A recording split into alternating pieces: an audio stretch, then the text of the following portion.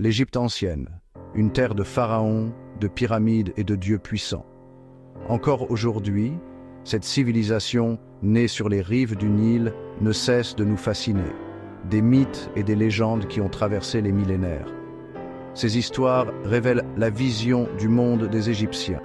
Elles nous offrent un aperçu de leurs croyances, de leurs peurs et de leurs espoirs. Les Égyptiens croyaient en une multitude de dieux. Ces dieux contrôlaient la nature et le destin humain.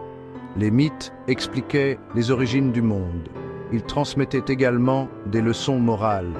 L'imagerie saisissante et les récits dramatiques captivent notre imagination. Les anciens Égyptiens adoraient une multitude de dieux et de déesses. Chaque divinité possédait des pouvoirs et des responsabilités spécifiques. Ra, le dieu du soleil, était la divinité suprême. Il était souvent représenté comme un homme à tête de faucon. Chaque jour, Ra traversait le ciel à bord de sa barque solaire. Osiris, dieu des enfers, représentait la mort et la résurrection. Son épouse, Isis, était une puissante magicienne et protectrice. Elle ressuscita Osiris après son meurtre et donna naissance à leur fils Horus. Horus, le dieu faucon, représentait le ciel, la royauté et la protection. Seth, dieu du désert, incarnait le chaos, la violence et le désordre. Anubis, le dieu à tête de chacal, supervisait la momification et l'au-delà. Thoth, le dieu à tête d'ibis, était le scribe des dieux, associé à la sagesse, à l'écriture et à la magie. Les Égyptiens croyaient que ces divinités influençaient tous les aspects de leur vie. Le mythe d'Osiris et d'Isis est l'une des histoires les plus durables et les plus appréciées de l'Égypte ancienne. C'est une histoire d'amour, de trahison, de mort et de résurrection. Osiris était un roi sage et juste qui régnait sur l'Égypte aux côtés d'Isis. Son frère, Seth, rongé par l'envie, a comploté pour le tuer. Seth a piégé Osiris dans un cercueil et l'a jeté dans le Nil. Isis, le cœur brisé, a cherché sans relâche le corps de son mari. Elle a fini par retrouver le cercueil et, grâce à sa magie, a ressuscité Osiris pendant un bref instant. Ils conçurent leur fils, Horus, avant qu'Osiris ne parte pour devenir le souverain du monde souterrain.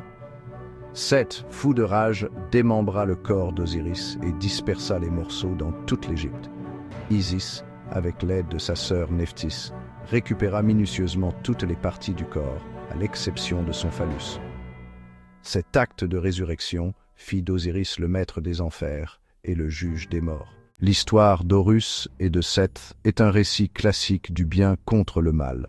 Horus, l'héritier légitime du trône, était déterminé à venger le meurtre de son père et à vaincre son oncle, Seth. Leurs combats furent acharnés et prolongés, durant 80 ans selon certaines sources. Les dieux eux-mêmes prirent parti, certains soutenant Horus et d'autres se rangeant du côté de Seth. Horus représentait l'ordre, la justice et la royauté. Seth, quant à lui, représentait le chaos, la violence et le désordre. Leurs combats prirent de nombreuses formes, allant du combat physique au duel magique, en passant par des courses de bateaux. Horus perdit son œil gauche lors d'un affrontement, mais il fut magiquement restauré par Thoth, le dieu de la sagesse. Finalement, Horus sortit victorieux, vainquant Seth et récupérant le trône de son père. Cette victoire réaffirma le triomphe du bien sur le mal et la légitimité d'Horus comme souverain légitime de l'Égypte. Anubis et l'au-delà. Voyage à travers le monde souterrain. Les anciens Égyptiens étaient obsédés par l'au-delà. Ils croyaient que la mort n'était pas la fin, mais une transition vers un autre royaume. Anubis, le dieu à tête de chacal, jouait un rôle central en guidant les défunts à travers le voyage périlleux vers le monde souterrain. Anubis était le dieu de la momification et des rites funéraires.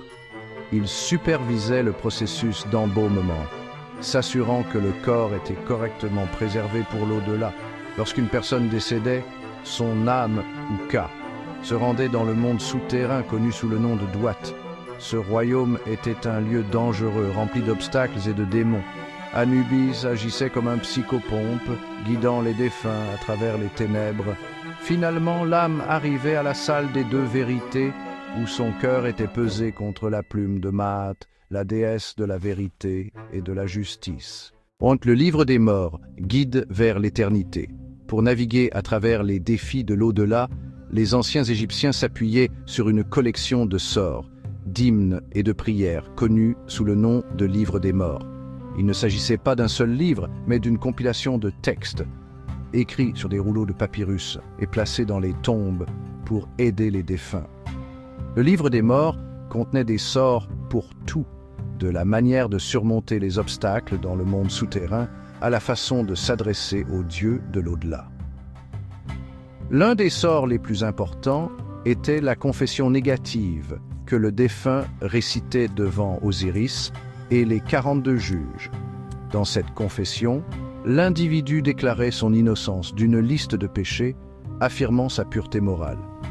Le livre des morts comprenait également des hymnes à divers dieux, des prières pour la protection et des instructions pour naviguer dans des parties spécifiques du monde souterrain. Il servait de guide vers l'au-delà, fournissant aux défunts les connaissances et les outils nécessaires pour atteindre leur récompense éternelle. La pesée du cœur. Jugement devant Osiris. Le point culminant du voyage de l'âme à travers le monde souterrain était la cérémonie de la pesée du cœur. Ce moment crucial déterminait le destin éternel du défunt. Elle avait lieu dans la salle des deux vérités, présidée par Osiris, le dieu des enfers. Anubis conduisait le défunt dans la salle, où il se trouvait face à un tribunal de 42 juges divins. Le cœur du défunt, représentant sa conscience et son caractère moral, était placé sur un côté d'une balance géante. Sur l'autre plateau reposait la plume de Maat, représentant la vérité, la justice et l'ordre cosmique. Thoth, le scribe divin, enregistrait les débats. Si le cœur était plus léger que la plume, l'âme obtenait la vie éternelle dans le champ des joncs, un paradis où elle jouirait d'une félicité éternelle. Écho de l'Égypte, l'influence de la mythologie sur la culture moderne. La fascination pour l'Égypte ancienne ne s'est jamais vraiment estompée. Sa mythologie, avec son imagerie saisissante et ses thèmes intemporels, continue de nous captiver et de nous inspirer. De la littérature à l'art, en passant par le cinéma et la musique, les échos de la mythologie égyptienne résonnent dans la culture moderne. En littérature, des auteurs se sont inspirés des mythes égyptiens pour créer leurs propres récits. Hollywood est depuis longtemps épris de l'Égypte ancienne, produisant d'innombrables films se déroulant dans cette contrée exotique et mystérieuse. Des classiques comme les 10 commandements aux blockbusters plus récents comme La franchise, La momie. La mythologie égyptienne constitue une riche source d'inspiration pour les cinéastes. Les musiciens ont eux aussi trouvé l'inspiration dans les thèmes et l'imagerie égyptiens. Au-delà du divertissement, la mythologie égyptienne a également influencé la spiritualité moderne et les pratiques New Age. L'attrait intemporel de la mythologie égyptienne réside dans sa capacité à nous relier à notre expérience humaine commune. Conclusion. Percer les mystères, embrasser l'émerveillement. Le monde de l'Égypte ancienne, avec ses dieux énigmatiques, ses monuments grandioses et sa mythologie captivante, continue de nous fasciner et de nous intriguer. Ces récits nous offrent un aperçu d'une civilisation qui s'est attaquée aux mêmes questions fondamentales sur la vie, la mort et la nature de l'existence que celles que nous nous posons encore aujourd'hui. Bien que nous ne puissions jamais percer complètement tous les mystères de l'Égypte ancienne, l'exploration de sa mythologie nous permet de nous connecter à une culture très éloignée de la nôtre, mais étonnamment familière dans ses espoirs, ses peurs et ses aspirations. Les histoires d'Osiris et d'Isis, d'Horus et de Seth, d'Anubis et de la pesée du cœur nous rappellent le pouvoir durable de la narration et la nature intemporelle de l'expérience humaine. La mythologie égyptienne, avec ses thèmes durables et ses récits captivants, continue d'inspirer, de défier et de captiver notre imagination, nous invitant à embrasser l'émerveillement et le mystère du monde antique.